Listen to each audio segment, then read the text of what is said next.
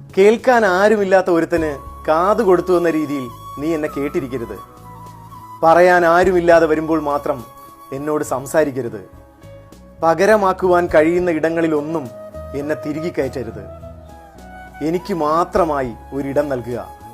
അതിന് പറ്റുന്നില്ലെങ്കിൽ എന്നെ എനിക്ക് മാത്രമായി തിരിച്ചു നൽകുക. പ്രിയപ്പെട്ട ഇടങ്ങളൊക്കെയും നഷ്ടപ്പെട്ട് ഓർമ്മകളിലൂടെ മാത്രം ജീവിക്കുന്ന ഒരുവനെ മോഹങ്ങൾ കൊടുത്ത് നോവിക്കുക എന്നതിൽ പരം ക്രൂരത മറ്റൊന്നുമില്ലല്ലോ. അവഗണിക്കുന്നതിൽ പരം വേദന വേറെ ഇല്ലല്ലോ. പ്രണയം നഷ്ടപ്പെട്ട ഒരുവനെ വീണ്ടും ആ ചിന്തകളിലേക്ക് കൊണ്ടുപോകരുത്.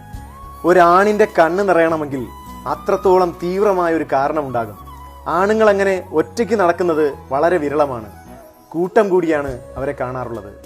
ഇനി ആരെങ്കിലും ഒരാൾ ഒറ്റയ്ക്ക് നിൽക്കുന്നെങ്കിൽ അവൻ എത്രത്തോളം അവനിൽ തന്നെ ചുരുങ്ങിക്കൂടി കാണും. പി വൈശാഖിന്റെ പറയാൻ ബാക്കി വെച്ചത്.